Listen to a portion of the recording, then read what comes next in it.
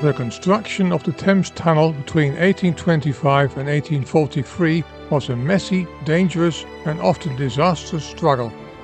It was the first time anyone had managed to tunnel underneath a major navigable river, pushing everyone involved, from the engineers to the labourers, to the breaking point. It all started because London was the busiest port in the world. The river was so jammed with ships that you couldn't build a normal bridge without blocking the water or needing to build it impossibly high. The answer was a tunnel. The chosen spot was between Wapping on the north bank and Rotherhithe on the south, where the traffic was heaviest, making it the most logical place to connect the two sides of the river. The mastermind behind the project was Marc Isambard Brunel. He had a brilliant idea for a tunnelling shield.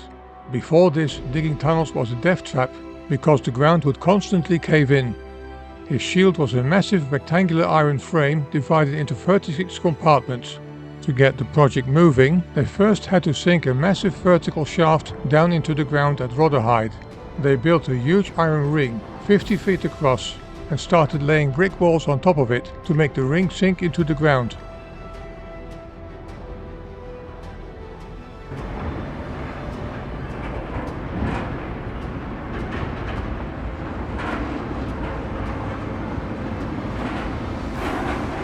They had to pile 50,000 bricks on top of it just to force it down. They learned their lesson for the Wapping side, where they built the walls with a bit of a taper, so it would slide better into the ground.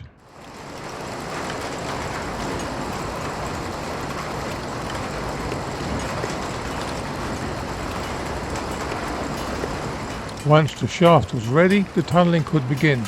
Workers stood inside the shield's compartments and dug out a small amount of dirt at a time.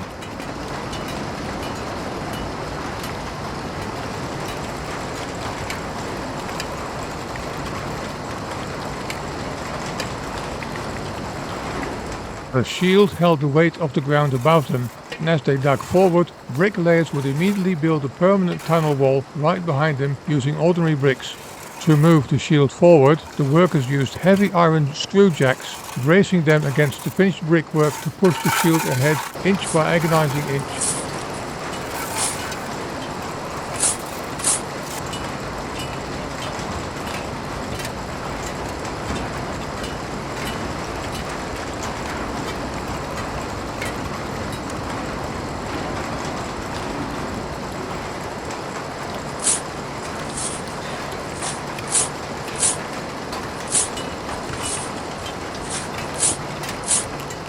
Similar construction methods were used for many decades after, like here on building the Central Line around 1898.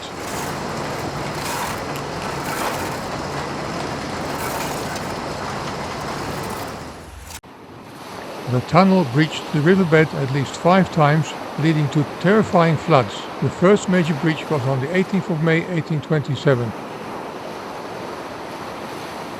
Marc Isambard Brunel deployed a heavy cast iron diving bell into the murky Thames. This bottomless, windowless iron vessel trapped a pocket of air, allowing engineers to descend to the riverbed. Visibility was non-existent in the silk-choked water. The mission relied on touch and tactical probing rather than sight. His son, Isambard Brunel, often led these perilous dives, leaning out into the freezing current to locate the collapse. By identifying the exact cavity, they could direct barges to drop thousands of clay-filled bags, successfully plugging the breach and saving the tunnel from permanent ruin. On the 12th of January 1828, a second massive flood broke through and nearly killed Marc's son, Isambard Kingdom Brunel, who was just 20 years old and working as the lead engineer. The water rushed in so fast it swept the workers off their feet. Isambard was caught in the current and carried all the way up the shaft, where he was pulled through a hatch to safety. He was severely injured and spent a long period convalescing at Clifton to recover his health.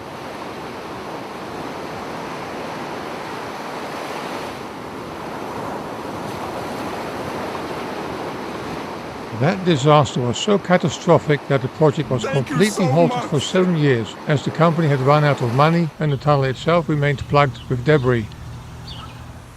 When work eventually resumed, the project remained a financial black hole. Between the constant flooding, the slow progress and the massive costs of the pumping machines, they were constantly broke. Marc Brunel wasn't a great businessman, and he became overwhelmed by the massive debt. He was eventually even arrested and thrown into the King's Bench prison, a notorious debtor's jail. He spent 88 days behind bars, stripped of his ability to oversee the project. He was finally bailed out after the British government granted him £5,000 to help clear his debts. On November the 10th, 1827, 50 VIP shareholders, including the Duke of Wellington, dined by candlelight in the partially constructed underwater tunnel. It was a legendary publicity stunt. The Coldstream Guards played deafening music, and workers feasted in an adjoining arch.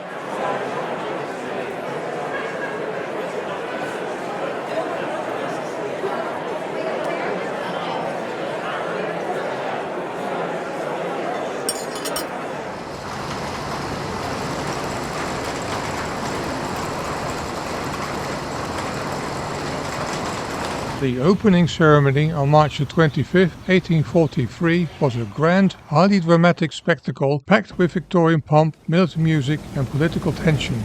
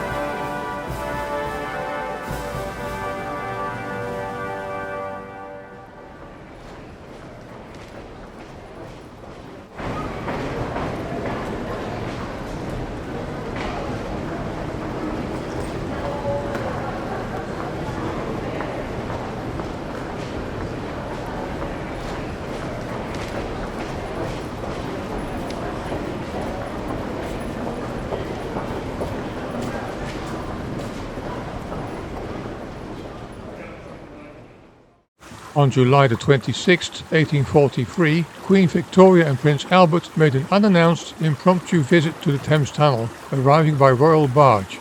Because the visit was not planned, Marc Isambard Brunel was not notified and was not present to receive them. The royal party was instead hosted by the project's acting engineer Thomas Page.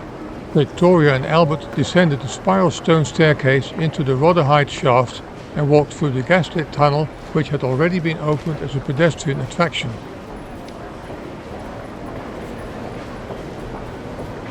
Even after the tunnel was finally finished in 1843, it was a failure in its original purpose. It was supposed to let horse-drawn carts and carriages pass under the river. The idea was to create massive, spiral-shaped entrance ramps on both the north and the south banks, deep enough for horses to haul heavy cargo wagons down to the level of the tunnel and back up to the city streets.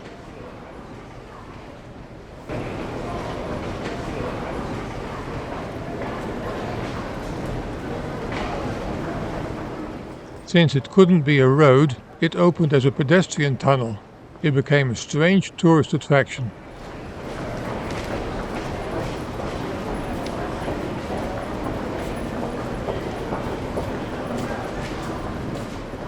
People would pay a penny to walk through the damp, gaslit tunnel, which was filled with stalls selling souvenirs, food and trinkets. It was basically an underground shopping mall for a while.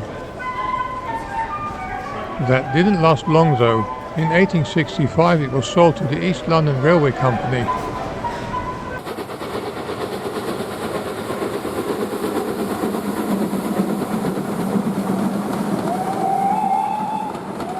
They had to do a lot of work to make it strong enough for trains, but they eventually got it running and the line was opened on the 7th of December 1869. The change from a place for people to walk to a place for steam trains to pass through was a massive engineering upgrade. Over the decades, the technology evolved from those early primitive steam engines to the clean, electrified, automated systems that run through the tunnel today as part of the London Overground, with trains carrying thousands of commuters every day. If you go to Rotherhithe, you can visit the Brunel Museum. It's located in the old engine house that used to power the pumps that kept the tunnel from flooding.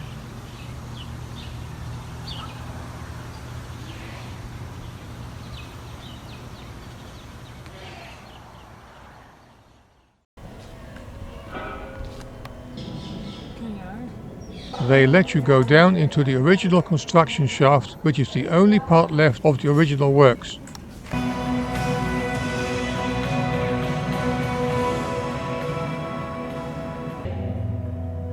It's amazing that we can visit the shaft today and imagine what it was like. Looking up at the massive brick walls of the ventilation shaft, you get a sense of how the workers felt when they were down there, shielded from the river above by nothing more than iron and human effort. It remains one of the few places in London where you can stand in the exact spot where modern civil engineering was essentially invented. The digging had to stop. To block the hole, they dumped huge quantities of... The story is one of grit, failure and eventually repurposed triumph, highlighting the immense cost of progress and the toll it takes on those who have the audacity to challenge the elements, proving that even the most difficult projects can leave a permanent mark on the landscape of a city.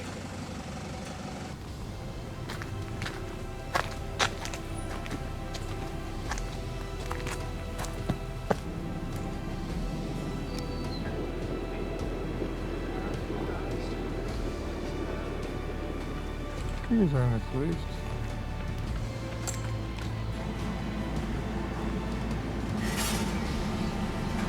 Oh, wat leuk die oude warehouses zo, hè?